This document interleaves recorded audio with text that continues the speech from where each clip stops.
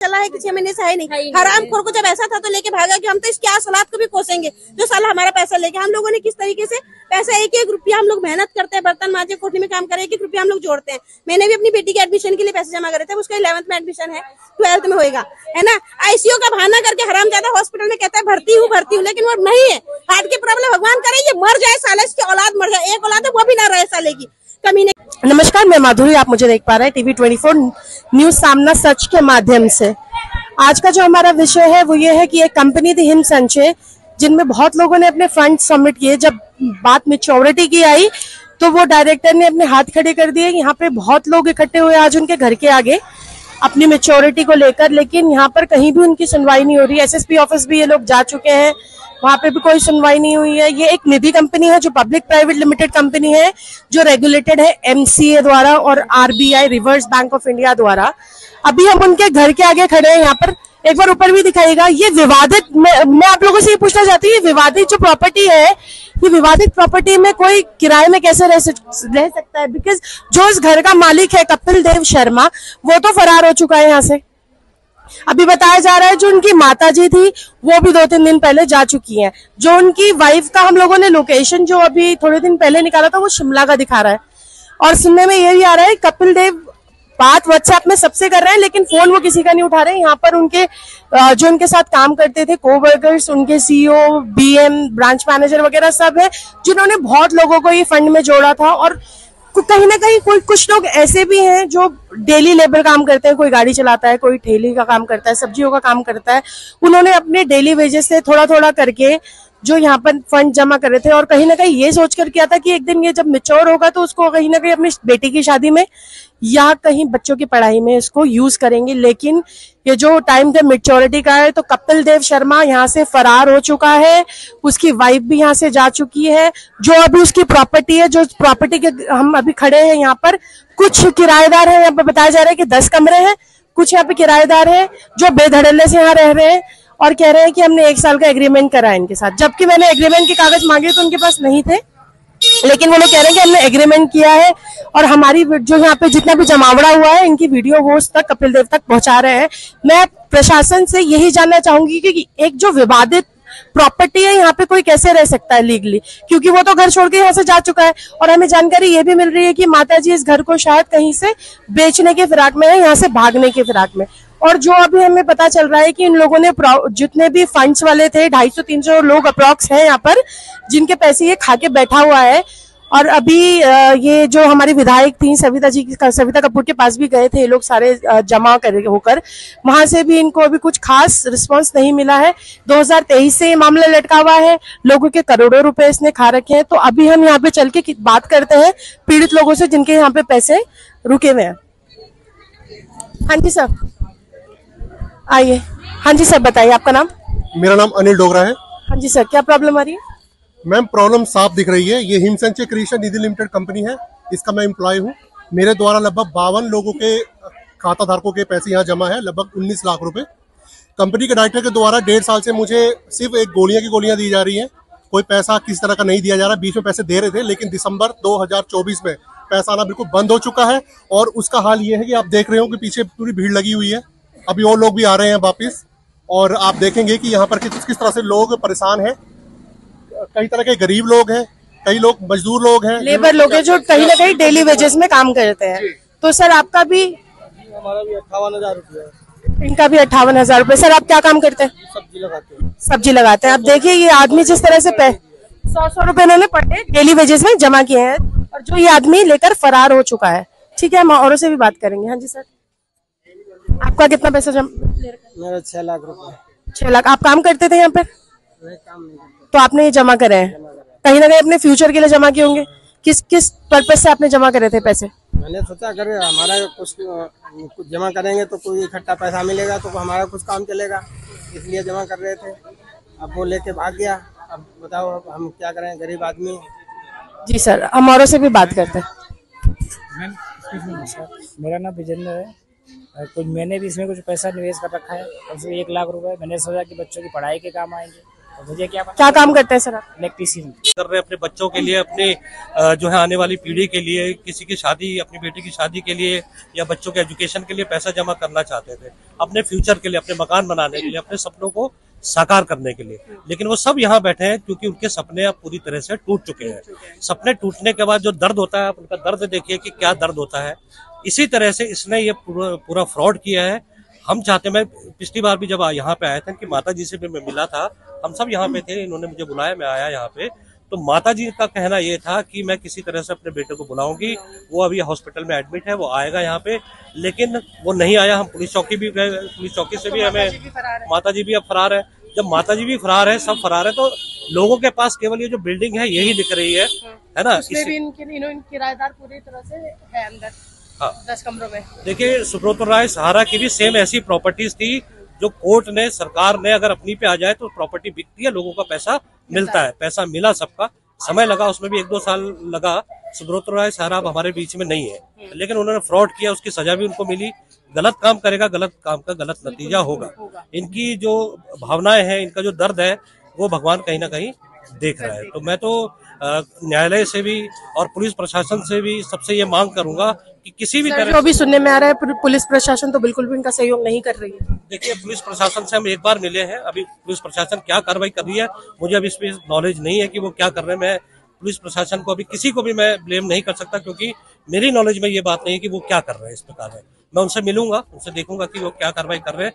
अगर कार्रवाई नहीं कर रहे हैं तो उसके खिलाफ हम जाएंगे, उनके खिलाफ भी हम बात करेंगे, उनसे ऊपर तक जाएंगे। तो लेकिन अभी जो मैं ये समझ रही हूँ कि ये जो प्रॉपर्टी अभी तो ये पूरी तरह से विवादित हो चुकी है ना। ये प्रॉपर्टी में अब लीगल किसी को बैठना अलाउ नहीं होना चाहिए, लेकिन यहाँ के जो किराएदार है वो धड़ल्ले से यहाँ पे रह रहे हैं, हमारी वीडियोस बनाकर उनको भेज रहे हैं। वो जो ये कपिल देव है उसको ये वीडियो पास कर रहे हैं, कॉल में बता रहे हैं कि यहाँ पे ऐसे ऐसे लोग आए हैं। जब मैंने इनसे बात की, मैंने बोला आप लोगों ने एग्रीमेंट कुछ कर रखा है, ये विवादित प्रॉपर्टी है, आप यहाँ पे बैठे हैं, आपको नॉलेज है इस चीज का, तो हंस हंस के जवाब देते हैं कि हमने तो एग्रीमेंट कर रखा है, जब तक हमारा पैसा खत्म नहीं होगा हम यहाँ से नहीं जाएंगे। ये इनका स्टेटमेंट है अभी। लेकिन अगर मैं खुद कहीं पे किराए में रह रही होंगी और उस प्रॉपर्टी में कुछ भी विवादित चल रहा होगा, मैं तो वहां नहीं रहना चाहूंगी। लेकिन अगर ये लोग उसके साथ मिले हुए कपिल के साथ, जो ये शायद कुछ भी जो भी उसने लालच दिया होगा इनको रहने का यहाँ पे, तो लेकिन अभी यहाँ पे जो लोकल है उनकी तो डिमांड यही है कि इन लोगों को अभी यहाँ से निकल जाना चाहिए, और ये लोग अपने किराए के यहाँ पे कोई लोगों को बैठाएंगे, उससे ये जो है पैसा वसूल करेंगे। जी, इसमें कानूनन होना चाहिए, जो भी काम होना चाहिए कानून के दायरे में होना चाहिए। किसी भी तरह से कोई ऐसा हम स्टेप ना लें जिससे उल्टा हमारे पे बात आए। कानून हमारे साथ है, हमारे पॉइंट्स जो है, लोगों के जो पक्ष है वो मजबूत है। तो कानूनन मैं सबसे ये बोलूंगा, कानूनन कार्य करे, पुलिस भी साथ देगी, कानून भी साथ देगा। पुलिस तो इस वक्त बिल्कुल भी साथ नहीं दे रही है। बात करते हैं, पुलिस से बात करते हैं, अगर साथ नहीं दे रही तो पुलिस के ऊपर एक ही पुलिस थाना ही नहीं होता, चौकी नहीं होता है, एसएसबी भी होते हैं, उसके ऊपर और भी बहुत सारी चीजें होती है। एसएसपी के चक्कर तो ये लोग पिछले 1.5 साल से लगा ही रहे हैं आप लोग चक्कर। तो कुछ अभी मदद मिली वहाँ से?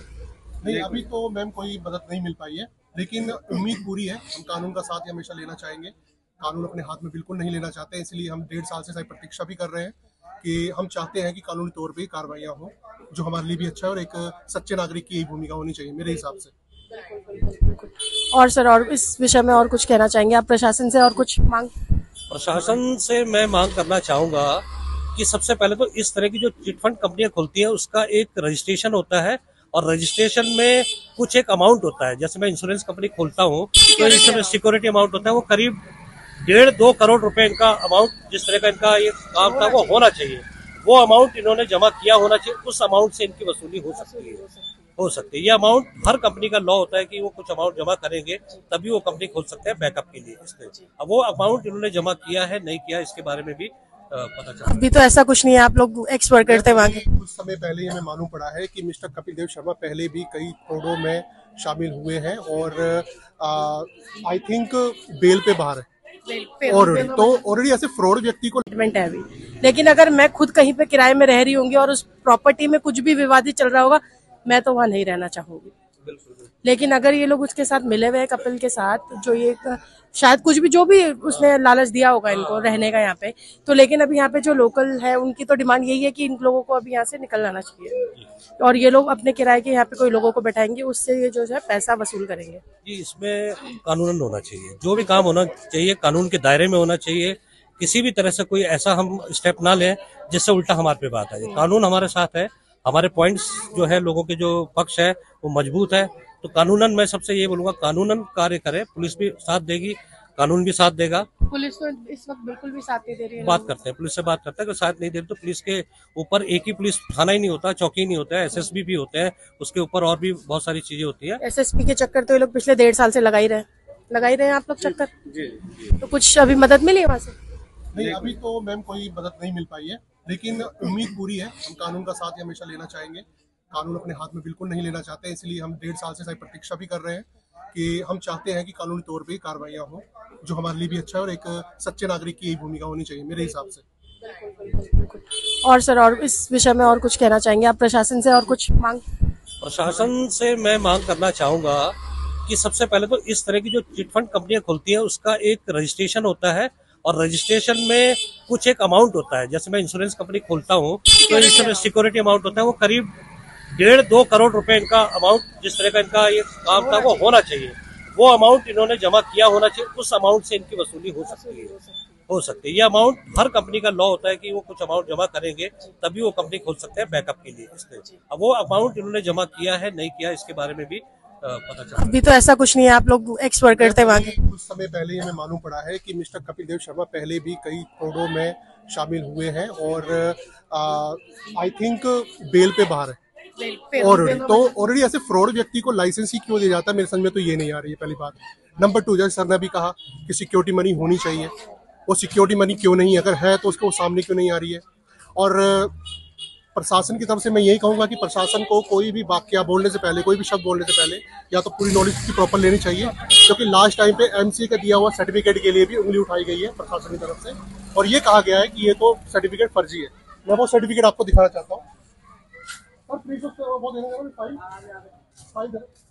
मैं आपको एक सर्टिफिकेट दिखाता हूँ। अगर ये पूछना चाहता हूँ कि अगर ये फर्जी है तो एमसीए हमें बताए कि फर्जी सर्टिफिकेट क्यों दिया गया। तो आप इस लोगों को सर्टिफिकेट को पुलिस प्रशासन बोल रही है कि ये फर्जी है, और ये मेरे सामने नहीं कही ये बात, ये बहुत सारी जनता कही, 30 लोग कम से कम थे, उनके सामने कहा गया है कि ये फर्जी है। और ये फाइल जब दिखाई गई तो फाइल को देखने के लिए भी मना कर दिया गया। अच्छा। और अभी जो पुलिस, जो ये चौकी है आपकी इंदिरा नगर, यहाँ पर जो कार्रवाई चल रही है वो कार्रवाई एक तरफा चल रही है। मैं बता देता हूँ आपको, वहां पर जो बताया गया वो ये बताया गया कि जो पैसे आपने जमा किए पहले उसकी रसीद लाओ। अच्छा। यस। नंबर 2, कैश में जमा किया है तो कैश की स्लिप्स दो, और कॉपियां सारी हमारे पास जमा करो। मुझे बताइए किसने हक दिया है एक चौकी प्रभारी को या चौकी इंचार्ज को कि वो कॉपियां हमसे डिमांड करे। मतलब कार्रवाई हमारे ऊपर उल्टी की जा रही है, जबकि कार्रवाई कपिल देव शर्मा के ऊपर होनी चाहिए। तो आप लोगों के पास पासबुक्स तो होंगी जिसमें एंट्री है? मैम मेरे पास एक सबूत है। मैंने मेल की, एज अ एम्प्लॉय एक मेल ही होती है, इससे पहले कोई किसी को गाली गलौज नहीं कर सकता है। मैंने मेल ही की होती है, कोई मेरे पास मेल्स की पूरी डिटेल्स है। मैंने समय समय रहते उनको अवेयर किया। मैंने उनके फ्रॉड को देखते हुए मैंने फरवरी 2024 को अपना काम बंद कर दिया था यहाँ से। कंपनी आपने छोड़ दी? यस, मैंने कंपनी छोड़ दी थी। उसका रीजन मैं साफ तौर पे जनता को बताना चाहूंगा कि जब भी मुझे एम्प्लॉय को अगर फ्रॉड नजर आ रहा है, और जो लोग अभी भी काम कर रहे हैं इन कंपनियों में, मैं उनको भी संदेश देना चाहूंगा कि भाइयों, समय रहते जाग जाओ। अगर इस तरह का फ्रॉड आप लोगों के साथ भी हो तो आप हमारा सपोर्ट करें और बढ़ चढ़ करके हमारा साथ दें, और इसके इस तरह के अन्याय के प्रति आप लोग उंगली उठाएं। क्योंकि देखिए, कहीं ना कहीं कुछ भी कहीं भी फ्रॉड होता है उसमें लोअर मिडिल क्लास आदमी ही पिसा जाता है, चाहे वो कहीं भी हो। क्योंकि देखिए, ये आदमी तो निकल चुका है कहीं ना कहीं। और ऐसा सिर्फ एक कंपनी के साथ नहीं, निधि कंपनियों में जितनी भी कंपनियां आज तक खुली हैं मोस्टली 3-4 साल 5 साल की एज में खत्म हो ही जाती हैं। लास्ट हम लोगों ने कार्रवाई की इसमें 20 दिसंबर 2024 को एसएसपी महोदय के यहाँ पे देहरादून एसएसपी महोदय साइबर फ्रॉड सेल में हम लोगों ने इनकी कंप्लेंट की, और साथ ही साथ जिलाधिकारी महोदय को भी दी, उसकी भी कॉपी मेरे पास है। साथ ही सीएम ऑफिस में भी दी, और एमसीए कार्यालय में भी हम लोगों ने सूचना दी। एमसीए के कार्यालय में आज तक ये कंपनी रजिस्टर्ड है, और सॉरी रजिस्टर्ड से मतलब एक्टिव है। अब ये सोचने की वर्किंग मोड में है। ये सोचने की बात है कि पिछले 2 साल से कंपनी अपना किसी तरीके का कुछ भर नहीं रही है, अपने जो कॉस्ट नहीं दे रही है। हाँ, कोई कॉस्ट नहीं दे रही है। उसके बावजूद भी उनके उसमें ये एक्टिव है, इनएक्टिव ना होकर के एक्टिव है। अब अगर ये व्यक्ति कहीं बाहर जाकर के व्यवहार कर भी रहा हो इस कंपनी के साथ में, तो किसी को क्या उसके बारे में पता चल रहा है? रीजन बिहाइंड कि इस एक्ट के लिए एक बात और भी है कि आप इसे पब्लिक पेपर्स में या न्यूज़पेपर में आप इसकी ऐड नहीं डाल सकते। ये केवल माउथ ऐड या पब्लिसिटी के माध्यम से ही ये हो सकता है। तो जब इस तरह की कंपनियां फ्रॉड करती हैं और आप महोदय के माध्यम से हम लोग सूचना देने का प्रसार करते हैं, तब जाकर के इसमें कुछ कार्रवाई होती है। एसएसपी महोदय की हमने लास्ट रिपोर्ट डाली है। उस लास्ट रिपोर्ट के ऊपर हमें सिर्फ ऐसी खबर मिली कि इस व्यक्ति ने, कपिल देव शर्मा ने, अपने इस तरीके के बयान दिए हैं कि मैं बीमार हूं, जब मेरे पास मैं सही हो जाऊंगा मैं तब जाकर के आऊंगा। सिर्फ इस तरह का आया है। रिसेंट में हमें पता चला है कि ये संपत्ति जिससे थोड़ा बहुत लोगों को उम्मीद है कि हाँ इसकी वजह से ये आदमी यहाँ पे रहेगा, ये क्योंकि पिछले 1-1.5 साल से गायब है, भागा हुआ है, ये लोगों के सामने नहीं आ रहा है। तो लोगों को ये उम्मीद है कि इस संपत्ति से पैसा मिलेगा, परंतु कैसे मिलेगा कि तो माता जी ने साफ मना कर दिया ना, ये उसकी प्रॉपर्टी नहीं है, मेरी प्रॉपर्टी, और वो बेचने की फिराक में है इसको। अब हम लोग ये चाह रहे हैं कि इस पे कुछ कार्रवाई हो, प्रशासनिक स्तर पे कार्रवाई हो। इसके लिए हम लोग विधायक महोदय से, यहाँ के विधायक महोदय हैं सविता कपूर जी, हम लोग उनसे मिले और उनसे ये आश्वासन लिया। उन्होंने एसएसपी महोदय को चिट्ठी लिखी है कि नियोक्ताओं के जमाकर्ताओं की राशि के ऊपर कुछ आवश्यक कार्रवाई की जाए। उम्मीद है कि प्रशासन स्तर पे कुछ कार्रवाई हो और हम लोग उस चीज से फ्री हो। मैम, अगर आप देखेंगे तो हम लोग तकरीबन 30-35 साल की उम्र के व्यक्ति हैं। इस उम्र में हम लोगों को अपनी फैमिली को संभालने वाला हो जाना चाहिए, और हम लोग यहाँ पे उलझे पड़े हैं।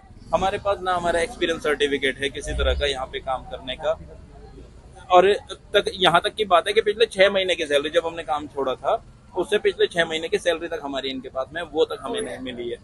और पुलिस के पास जाते हैं तो पुलिस कहती है ये तो एक्ट ही फ्रॉड है, ये तो, लेकिन कंपनी रजिस्टर्ड है, एक्ट फ्रॉड है, एक्ट फ्रॉड है, ये तो चीट फंड है, ऐसा वैसा। उनको मेरी समझ में नहीं आता है कि पुलिस इस मामले को बिना सोचे समझे किसी भी तरीके के इस तरीके की बात कर देती है और हमें लोगों के ऊपर बात रख देती है कि तुमने काम किया, तुम पैसे दोगे इसका। मैं बहुत ज्यादा परेशान है।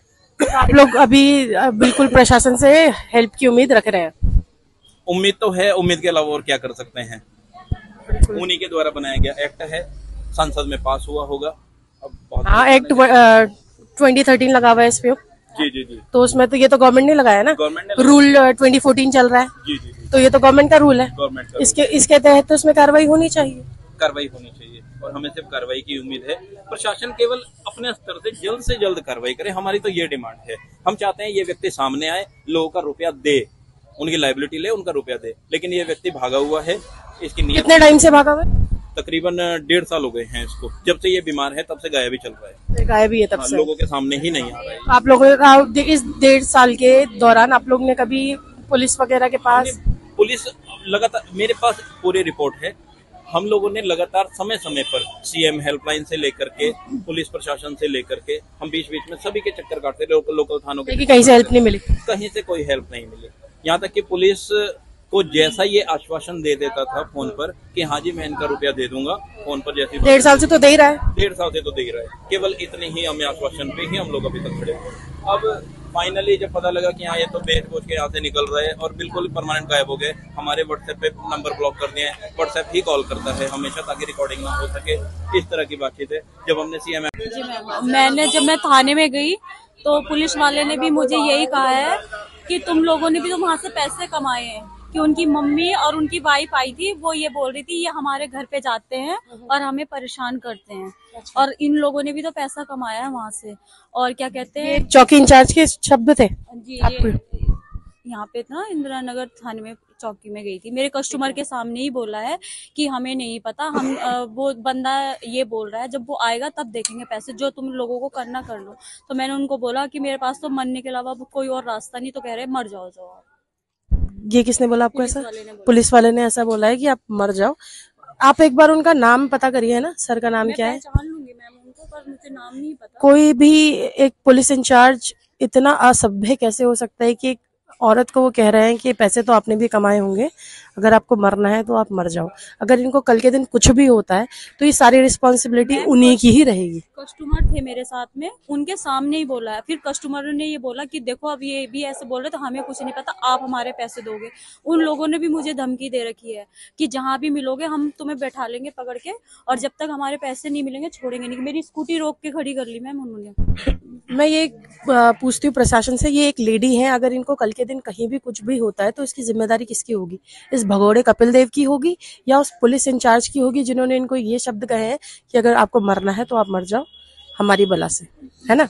जी मैम। तो आप 3-4 महीने से मैं कभी इनके घर, कभी पुलिस थाने, कभी एसपी ऑफिस, मतलब यही मेरी भागदौड़ हो रही है। और कस्टमर मेरे घर जाके बैठ जाते हैं तो मैं इनके घर लेके आती हूँ, तो इनकी माताजी यहीं मिलती हैं बाहर बैठी हुई, और वो कभी घर में नहीं घुसने देती है। और उनको भी, मेरे कस्टमरों को भी ये बोला जो करना है कर लो जाके, हमारे पास जब होंगे हम तब देंगे, नहीं होंगे तो नहीं देंगे पैसे।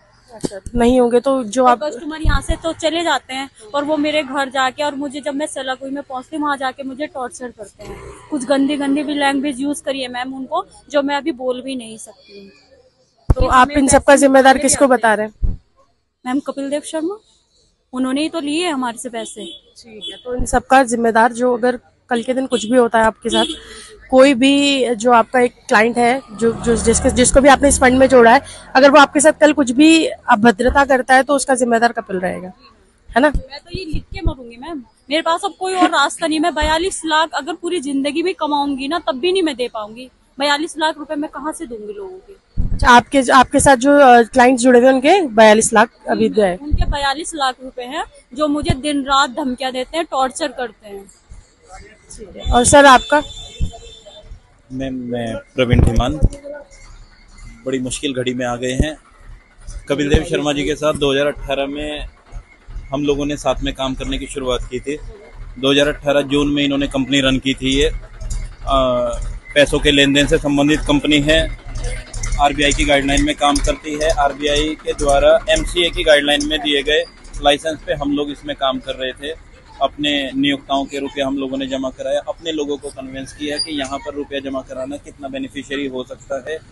2023 से इसमें लगातार प्रॉब्लम्स आनी शुरू हुई। प्रॉब्लम्स इन्होंने अपने आपस में जो इनके ये डायरेक्टर्स हैं, इन्होंने आपस में ही अपनी समस्याएं बतानी शुरू की कि हमारी तो आपस में विवाद हो गया है, मेरे भाई बंधु मुझे धोखा देके चले गए। इसे कस्टमर का कोई लेना देना नहीं होना चाहिए। कस्टमर का रुपया उसको साफ सुथरे तौर पे मिलना चाहिए।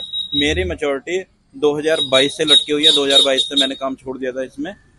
दरअसल मैंने 2020 में ही अपना काम रोकना शुरू कर दिया था, और 2020 के बाद 22 तक मैं इनके साथ में पेमेंट्स की डिमांड करता रहा। पर इन्होंने बीच बीच में एक आध की पेमेंट देने के बाद इन्होंने मेरी पेमेंट रोक दी। 2023 जुलाई तक मेरे एक व्यक्ति की मैच्योरिटी 1,80,000 रुपये, मैं आज बता दूं, उषा देवी के नाम से है। उसकी मैच्योरिटी को इन्होंने कमिटमेंट किया और बाद में ये लोग मुकर गए कि हम इसके पेमेंट के लायबल नहीं होंगे। वो व्यक्ति मेरे पास आ रहा है। मेरा एक व्यक्ति जो एडवाइजर पे था मेरे साथ में, उसने मृत्यु हो गई उसकी। तो मैं तो यही पूछना चाह रही हूँ ना, अगर उसकी माताजी गलत नहीं थी तो वो यहाँ से आधी रात को क्यों गई?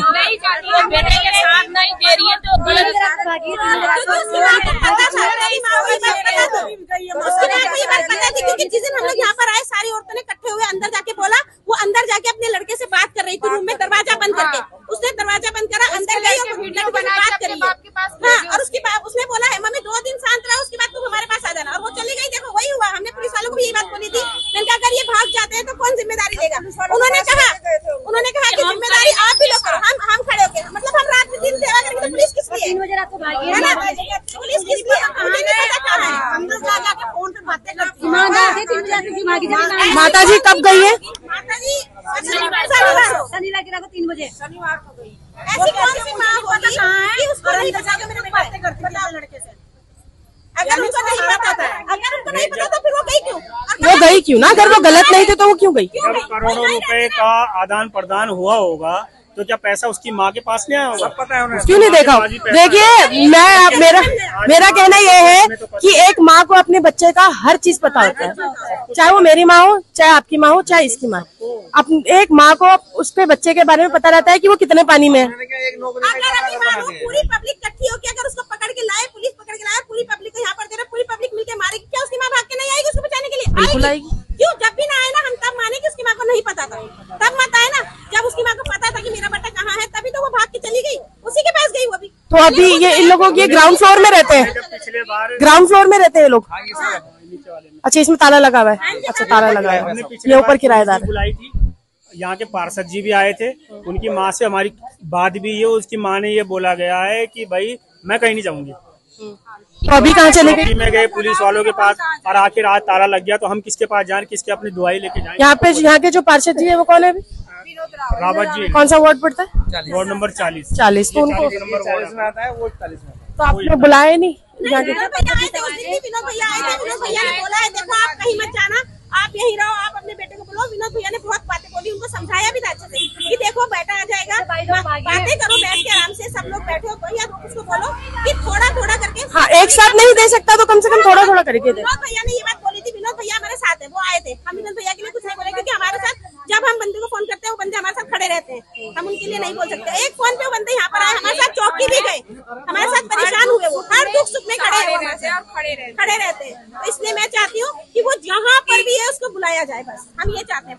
चाहे वो हमें थोड़ा थोड़ा करके पैसा दे, मगर दे वो पब्लिक का पैसा। लेकिन मेरी प्रशासन से, घर किराएदार ना दे चाहिए ना। मैं प्रशासन से यही दरख्वास्त करूंगी कि वो कहीं भी है उसको एक बार यहाँ पर बुलाया जाए, पुलिस के सामने उनकी पेशी करी जाए। जरूरी नहीं है हर चीज का हल एकदम आक्रोश से हो, आराम से वो आस्ते आस्ते करके इनके सबके पैसे दे दें, ताकि ये भी देखिए बहुत ज्यादा लोअर मिडिल क्लास है ना, बहुत ज्यादा इनकम का सोर्स नहीं है। किसी ने अपने बच्चे की शादी के लिए रखे हैं, किसी ने पढ़ाई के लिए, किसी ने एडमिशन के लिए, जितने ने भी पैसे रखे हैं अपने फ्यूचर को ध्यान में रखे होंगे। तो हमारे तो कोई सहारा ही नहीं, हमारे पति है तो एकदम पीने खाने वाले हैं। हम खुद काम करते हैं और सिलाई भी करते हैं, बच्चों को खुद पालते हैं, पूरे घर के मतलब खर्चे मेरे ऊपर ही है। एक एक रुपए करके हम जमा कर रहे थे कि हम अब बच्चे का एडमिशन कराएंगे या घर मेरे को पति नहीं है, लोगों के बतन धोती हूँ, पति नहीं है, लोगों के बतन धो के बच्चे पालते, 3 बच्चे हैं। पढ़ाई आपके कितने पैसे हैं? मेरे 40,000 रुपए हैं मैच्योरिटी के टाइम पे। हाँ जी। तो देखिए अब इनका हल कैसे होगा। प्रशासन से मैं यही दरख्वास्त करूंगी कि इनके ऊपर देखा जाए। 250-300 करीब लोग बहुत ज्यादा परेशान हैं। अभी इनसे बात हुई है, मेरे ये लोग बहुत ही ज्यादा आक्रोश में। यहाँ पे कुछ एक्स वर्कर्स भी हैं, उनसे भी हम बात करेंगे। आइए आप लोग, जो एक्स वर्कर्स हैं उनसे भी बात करते हैं एक बार। ये इसी कंपनी में काम करते थे। आइए आप लोग। हाँ जी सर। हमारे 4 लाख रुपए है, हमारे पास 3 लाख रुपए 360 तो नगद है ना राजीव भाई? 360। हाँ जी 360 तो हमारा है। तो आपने क्या सोच के पैसे इनको जमा किए थे? ये भैया हैं जानने वाले हमारे। नहीं आपने इन्होंने ये जो पैसे थे अपने कहीं ना कहीं अपने बुढ़ापे के सहारे के लिए रखे थे, जो ये आदमी लेकर फरार हो चुका है। तो इस चीज में मैं पुलिस वालों से, प्रशासन से यही उम्मीद करती हूँ कि इसमें जल्द से जल्द कार्रवाई होगी, क्योंकि ये काम जो है बहुत 2023 से कहीं ना कहीं 2023 से ही आप लोगों का काम रुका हुआ है, जिसमें अभी तक कोई भी सफलता इन लोगों को नहीं मिली है। तो मेरी यही दरख्वास्त रहेगी प्रशासन से, हमारी जो विधायक मैडम है सविता जी, उनसे मेरी यही दरख्वास्त रहेगी कि इन पे एक बार रोशनी डालें, इनका पता लगाए, ये आदमी को लेके आए जहां पर ये छुपा हुआ है अपनी वाइफ को लेकर। अभी तो पता चल रहा है माता जी भी जा चुकी हैं, उनको भी लेके आए और इन लोगों का सबका पैसा दिलाया जाए। हम लोग और भी हैं यहाँ पे, उनसे भी बात करते हैं। मेरा नाम धन प्रकाश है। करीबन 2 साल से मैंने इसलिए पैसे डाला था कि ताकि मेरी बेटी की शादी हो सके। मैंने बेटी की शादी के लिए इतने पैसा इकट्ठा किया और आखिरकार ये भाग गया यहाँ से। अभी 1.5-2 लाख रुपए मेरे मजदूर आदमी किस दिहाड़ी मजदूरी करने वाला, अब मैं 1.5-2 लाख रुपए का घाटा करके अपनी बेटी का कैसे शादी करूँगा? अब ये देखिए जनवरी में मेरा पूरा हो गया, अप्रैल में मेरी बेटी की शादी है, अब मैं कैसे करके करूँ? क्या करूं? मैं तो चाह रहा कि भाई ये बिक जाए, बिकने के बाद मेरा तो कम से कम मिले, हमारी बेटी कैसी शादी होगी? सर लेकिन जो मैं देख रही हूँ अपनी आंखों से कि आप लोगों का जितना इनका पैसा है उतनी तो इसकी प्रॉपर्टी भी मुझे नहीं लग रही है। ये तो उतनी आप लोगों का जो पैसा ले रखा है 2.5 करोड़ जो अटका हुआ है अभी, उतनी की तो ये प्रॉपर्टी भी नहीं है। ये तो कम से कम कुछ तो मिले जिससे कि हम लोग अपना आगे काम चला सके। देखिए यहाँ पे लोगों ने किस किस उम्मीदों से पैसे जमा किया है, बुढ़ापे के हिसाब से, पढ़ाई, बच्चों की पढ़ाई के लिए, अभी बता रहे हैं बेटी की शादी के लिए। इस चीज का निवारण कैसे होगा, मैं सरकार से दरख्वास्त करती हूँ इस पे जल्द से जल्द कार्रवाई करी जाए। और भी हम लोगों से बात करते हैं, आइए। जी मैंने अपनी बेटी के लिए मैंने अपने पति से छुपा के पैसे जमा किए थे। अब मेरी बेटी की शादी कैसे होगी बताओ? ये मेरा पति कहता घर से बाहर जाओ, ये है इतना पैसा मेरे से लिया तुमने, मजदूरी करके कमा के मुझे देता था, मैं उनको छुपा से उनसे मैंने जमा किया था अपनी बेटी की शादी के लिए। मेरी बेटी की शादी कैसे होगी? यही इनके जिम्मेदार होंगे जो मेरे पैसे लेके भाग चुके हैं। ये तो अभी भाग चुका है। आप लोगों को कब पता चला ये यहाँ पे आदमी नहीं है? भाग चुका है? हमें तो ये पता चला है 6 महीने से हुआ है ऐसे। 6 महीने से ये नहीं है? नहीं 6 महीने से है ही नहीं। यहाँ पर पता चला है कि 6 महीने से है नहीं। हरामखोर को जब ऐसा था तो लेके भागा कि हम तो इसके असलात को भी कोसेंगे जो साला हमारा पैसा लेके। हम लोगों ने किस तरीके से पैसा एक रुपया हम लोग मेहनत करते हैं, बर्तन मांजे, कोठी में काम करे, 1 रुपया हम लोग जोड़ते हैं। मैंने भी अपनी बेटी के एडमिशन के लिए पैसे जमा करे थे, उसका 11th में एडमिशन है, 12th में होएगा, है ना। आईसीयू का बहाना करके हरामजादा हॉस्पिटल में कहता है भर्ती हूँ, लेकिन वो नहीं है। हार्ट की प्रॉब्लम, भगवान करे ये मर जाए साले, इसकी औलाद मर जाए। एक औलाद है वो भी ना रहे साले की, कमीने की, जो दूसरे की औलाद के लिए ऐसा बुरा सोचता है ना। किसी ने पूरी पब्लिक ने इकट्ठा करा, किसी ने अपनी बेटी की शादी के लिए, किसी ने अपने पति की बीमारी के लिए, किसी ने किसी चीज के लिए। देखो हर इंसान ने अपने बच्चों के लिए करा ना, लेकिन ये भी ये फ्यूचर के लिए, ये भी तो अपने बच्चे के फ्यूचर के लिए करा ना। लेकिन एक औलाद है ना वो भी नहीं रहेगी। लोगों की बददुआ, इतनी पब्लिक की बददुआ इसके ऊपर कहाँ जाएगी? साले के ऊपर लगेगी। वो देखो लोग बाग रो रहे हैं तो कहीं ना लगेगी ना। लेकिन हम सरकार से दुआ करते हैं कि वो सरकार से वो करते हैं कि हमारे को जहाँ पर भी है, हम हर किसी से बोलते हैं जहाँ पर भी है साले को खींच करके लेके आओ, और नहीं तो इसकी प्रॉपर्टी है, इसको बिकवाओ, इसको ये बिकनी नहीं चाहिए। बस प्रॉपर्टी अभी पता चल रहा है कि ये अपने आप में आपस में बेच रहे हैं ना प्रॉपर्टी। आप लोगों को नहीं पता कि माताजी बेचना चाह रही है, बेच के यहाँ से निकलने के लिए। ये नहीं बिकनी चाहिए हमारे कहने मतलब ये से नहीं बिकनी चाहिए। तो मैं प्रशासन से दरख्वास्त करूंगी प्रॉपर्टी के बिकने में रोक लगाया जाए पहले तो। हम किराए पे कमरे देंगे बस।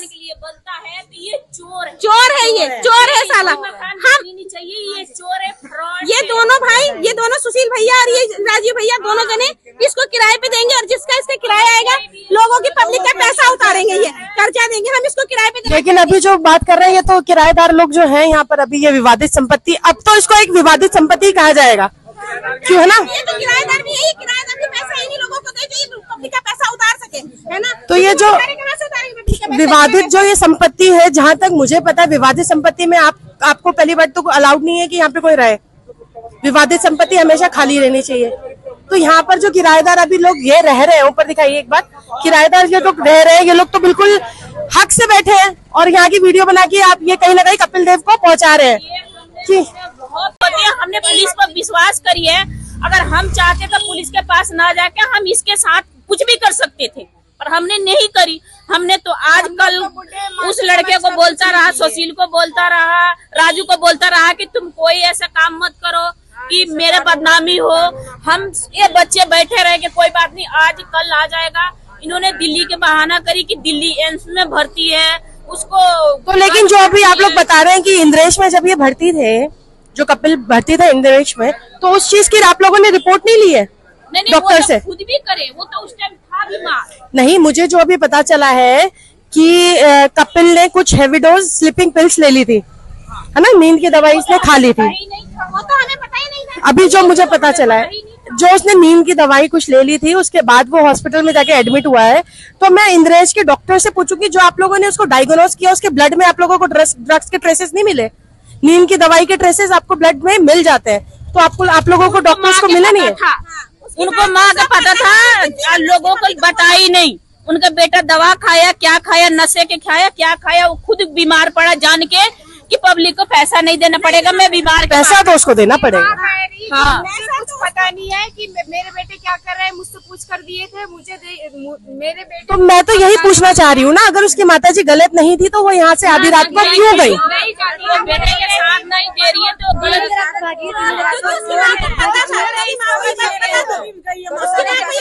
क्योंकि जिस दिन हम लोग यहाँ पर आए, सारी औरतों ने इकट्ठे हुए, अंदर जाके बोला, वो अंदर जाके अपने लड़के से बात कर रही थी रूम में, दरवाजा बंद करके। उसने दरवाजा बंद करा, अंदर गई और वीडियो बना बात करी। हाँ, और उसने बोला है मम्मी 2 दिन शांत रहा, उसके बाद तुम हमारे पास आ जाना, और वो चली गई। देखो वही हुआ। हमने पुलिस वालों को भी यही बात बोली थी। मैंने कहा अगर ये भाग जाते हैं तो कौन जिम्मेदारी लेगा? उन्होंने कहा कि जिम्मेदारी आप भी लोग करो, हम खड़े होके, मतलब हम रात में दिन सेवा करेंगे तो पुलिस किस लिए? 3 बजे रात को भागी है ना, पुलिस किस लिए? मुझे नहीं पता कहाँ है। हम लोग जाके फोन पे बातें करते हैं। माताजी कब गई है? माताजी शनिवार की रात को 3 बजे। शनिवार को गई। ऐसी कौन सी माँ होगी कि उसको नहीं पता कि मेरे बातें करती है लड़के से?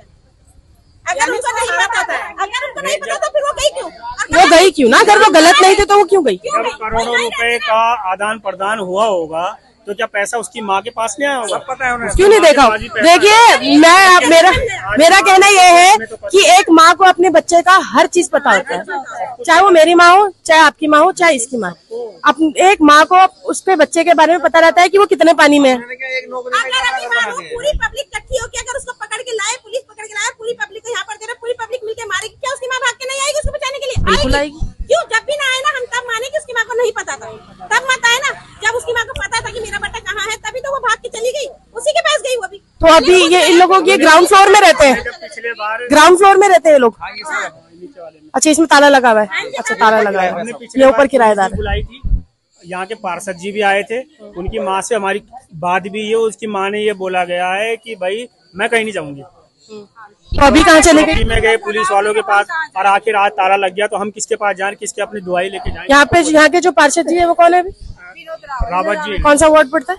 Ward number 40। तो उनको तो आपने बुलाया नहीं? विनोद भैया आए थे उस दिन भी, विनोद भैया आए थे। विनोद भैया ने बोला है देखो आप कहीं मत जाना, आप यहीं रहो, आप अपने बेटे को बुलाओ। विनोद भैया ने बहुत बातें बोली, उनको समझाया भी था अच्छे से कि देखो बेटा आ जाएगा, बातें करो बैठ के आराम से, सब लोग बैठो। भैया उसको बोलो कि थोड़ा थोड़ा करके, हाँ एक साथ नहीं दे सकता तो कम से कम थोड़ा थोड़ा करके दे। विनोद भैया ने ये बात बोली थी। विनोद भैया हमारे साथ है, वो आए थे। हम विनोद भैया के लिए कुछ नहीं बोले क्योंकि हमारे साथ जब हम बंदे को फोन करते हैं वो बंदे हमारे साथ खड़े रहते हैं, हम उनके लिए नहीं बोल सकते। एक फोन पे वो बंदे यहाँ पर आए, हमारे साथ चौकी भी गए, हमारे साथ परेशान हुए, वो हर दुख सुख में खड़े रहते हैं। तो इसलिए मैं चाहती हूँ कि वो जहाँ पर भी है उसको बुलाया जाए, बस हम ये चाहते हैं। बस चाहे वो हमें थोड़ा थोड़ा करके पैसा दे, मगर दे वो पब्लिक का पैसा। लेकिन मेरी प्रशासन से, घर किराएदार ना दे। मैं प्रशासन से यही दरख्वास्त करूंगी कि वो कहीं भी है उसको एक बार यहाँ पर बुलाया जाए, पुलिस के सामने उनकी पेशी करी जाए। जरूरी नहीं है हर चीज का हल एकदम आक्रोश से हो, आराम से वो आस्ते आस्ते